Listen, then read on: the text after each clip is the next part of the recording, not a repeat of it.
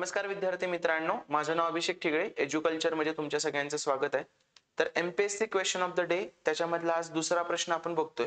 ही series आपण अशी सुरू केली की जे प्रश्न खूप अवघड वाटतात पण त्याला सोप्या पद्धतीने कसं टॅकल करायचं। 4-5 मिनिटांमध्ये मी फक्त एकच गणित सोडवतोय। याचा अर्थ असा नाही की या गणितांना सोडवायला तेवढा वेळ लागतोय, मी सगळं समजावून देऊन तुम्हाला सोडवतोय। ही सगळी गणितं मॅक्सिमम 45 सेकंदापर्यंत सुटू शकतात तुम्हाला, पण बऱ्याच मुलांनाही अवघड जातात। बघा प्रश्न काय आहे, मधु नेहमी 13 रुपये किमतीला एक याप्रमाणे मिळणारे पाकिट खरेदी करतो। मागच्या आठवड्यात त्याची किंमत प्रत्येकी 11 रुपये इतकी कमी केली, म्हणून त्याने 36 पाकिटं खरेदी केली। मागच्या आठवड्यात त्यानं 11 रुपयाच्या मानाने 36 पाकिटं म्हणजे किती रुपये खर्च केले, 36 गुणिले 11 म्हणजेच किती आलं रे, 396 रुपये मधून खर्च केले। या आठवड्यात त्यांची विक्री प्रत्येकी 2 खरेदी करा 1 फुकट मिळवा अशी सूट देऊन केली, म्हणजे 2 वर 1 फ्री।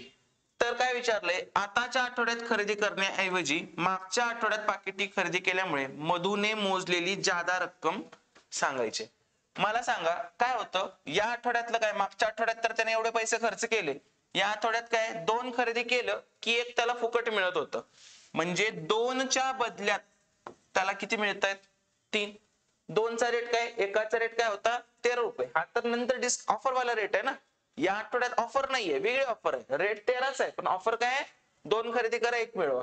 मग 2 खरेदी केल्यानंतर 3 मिळत होते त्याला। तर मला सांगा 2 ची किंमत किती आहे रे, 13 दुनी 26।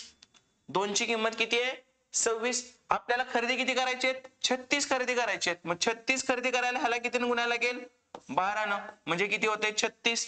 मग जर मालाला 12 ने गुणलं, क्वांटिटीला 12 ने गुणलं, पैशाला पण 12 ने गुणलं पाहिजे, मग 26 ला पण तुम्ही 12 ने गुणा, काय ते मग 12 सक्क 72, 7 आले, 12 दुनी 24 आणि 7 31, किती रुपये आले रे, 312।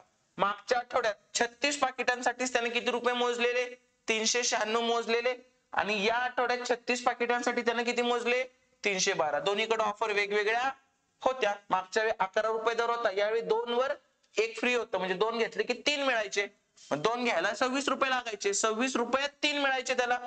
मग 26 रुपयात 3, तर 36 साठी 3 गुणिले 12 केलं, तसं 26 गुणिले 12 312। किती रक्कम जास्त मोजली, 396 वजा 312, 6तून 2 गेले 4, 9तून 1 गेला 8, आणि 3तून 3 गेले 0। किती रुपये एक्स्ट्रा मोजले त्यानं मागच्या वेळी, मागच्या आठवड्यात 84 रुपये एक्स्ट्रा मोजले। किती सिंपल पद्धतीने, आणि हा 45 सेकंड मध्ये होतो आरामात, ठीक आहे। म्हणजे ऍज अ टीचर नाही सांगत, ऍज अ स्टुडंटच 45 सेकंड मध्ये होतो। फक्त ह्या सगळ्या छोट्या छोट्या कन्सेप्ट गोष्टी तुम्हाला माहित असायला पाहिजेत। ज्यांना अशाच पद्धतीनं माझ्याकडून गणित बुद्धिमत्ता शिकायचं असेल आणि बऱ्यापैकी बेसिक तुमचं चांगलं असेल, तर ते कंबाईनचा अंकगणित आणि बुद्धिमत्ता कन्सेप्ट प्लस PYQ असा आपला कोर्स आहे, तो तुम्ही जॉईन करायचा आहे। याच्यामध्ये जवळजवळ 3500 प्लस प्रश्न आपण वर्गातच सॉल्व्ह करून घेतलेत, सगळे PYQ आयोगाचे 2009 ते 2024 पर्यंतचे सगळे PYQ आपण वर्गात सॉल्व्ह करून घेतलेले आहेत, आणि कन्सेप्ट वगैरे प्रॉपर पक्क्या करून ठेवलेल्या आहेत। फक्त जर असं तुम्हाला बेरीज वजाबाकी कॅल्क्युलेशन वगैरे ह्या गोष्टी तुमच्या चांगल्या पाहिजेत, आणि ज्यांचं ते पण चांगलं नाहीये त्यांनी माझा हा कोर्स जॉईन करायचा आहे। या कोर्समध्ये तो कोर्स तर आहेच आधीचा, प्लस याच्यात बेसिक चे 2 फोल्डर आहेत, फोल्डर म्हणतो 2 लेक्चर नाही, 2 फोल्डर आहेत। गणिताचे एक त्याच्यात 52 लेक्चर आहेत, आणि बुद्धिमत्तेचे पण एक तेवढे 40-50 लेक्चर आहेत। त्याच्यातून तुमच्या बेसिक गोष्टी क्लिअर करण्यासाठी हा कोर्स तुम्ही जॉईन करू शकता। एज्युकल्चर हे ऍप डाउनलोड करा आणि हा कोर्स तुम्ही जॉईन करा। या दोन्हीपैकी कुठलाही तुम्ही ठरवायचं, बेसिक पण चांगलं करायचं आणि PYQ पण पाहिजेत सगळंच व्यवस्थित, तर हा कोर्स वर्षभरासाठी खरा जॉईन, कारण खूप कंटेंट आहे। आणि ज्यांना 3 ते 6 महिन्यामध्ये कव्हर करायचं असेल त्यांनी हा कोर्स घ्या, याच्यात पण सगळे इत्तमभूत मिळून जाईल तुम्हाला, काही कमी नाही।